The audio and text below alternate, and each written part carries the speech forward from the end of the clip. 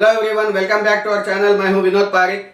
Friends, कई बार हम इस तरह के सेंटेंस बोलते हैं जैसे वह अपनी पत्नी को घर वापस लाने में असफल हो गया, सरकार किसानों को मनाने में असफल रही, वह उस नौकरी को पाने से चूक गया, मैं हमेशा उससे मिलने से असफल हो जाता हूं।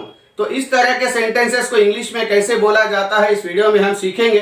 तो चलिए शुरू करते हैं हमारा वीडियो।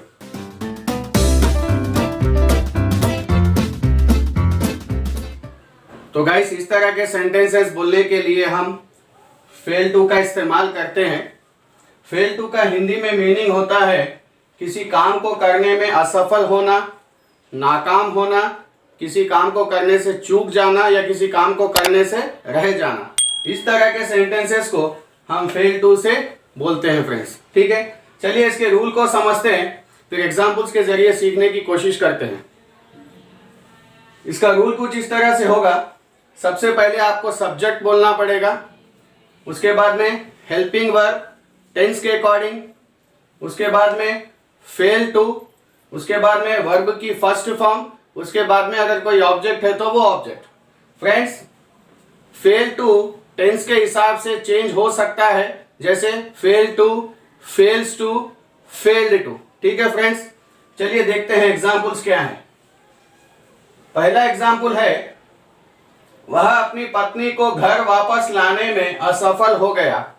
ये पास्ट इंडेफिनिट टेंस का सेंटेंस है, तो इसकी ट्रांसलेशन कुछ इस तरह से होगी, he failed to bring back his wife home. ठीक है फ्रेंड्स, नेक्स्ट एग्जाम्पल देखते हैं। सरकार किसानों को मनाने में असफल रही है। ये प्रेजेंट परफेक्ट का सेंटेंस है, तो इसकी ट्रांसलेशन कुछ इस तरह से होगी, the government has failed to convince the farmers. ठीक है फ्रेंड्स, थर्ड एग्जाम्पल है, वह उस नौकरी को पाने से चूक गया। He failed to get that job. ठीक है फ्रेंड्स, नेक्स्ट एग्जाम्पल देखते हैं, मैं उसे समझाने में असफल हो गया। इसकी ट्रांसलेशन कुछ इस तरह से होगी, I failed to make him और मेक हर अंडरस्टैंड। ठीक है फ्रेंड्स, नेक्स्ट एग्जाम्पल देखते हैं, वह हमेशा उससे मिलने से चूक जाता है।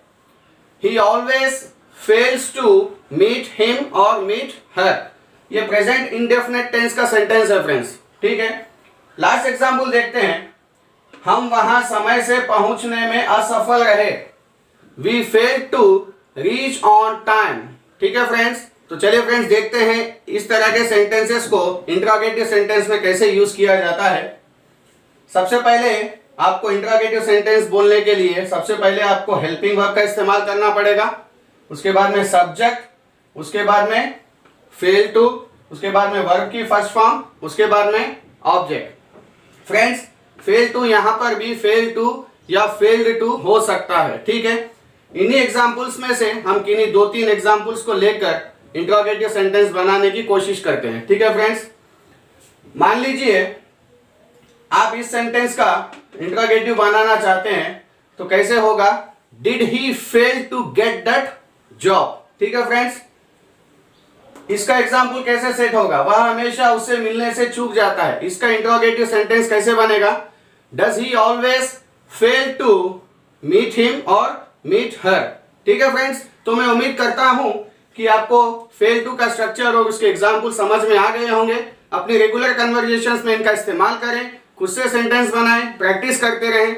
मिलते हैं अगले वीडियो में किसी और अच्छे टॉपिक के साथ। तब तक अपना ध्यान रखें, खुश रहें और मुस्कुराते रहें। Thank you friends.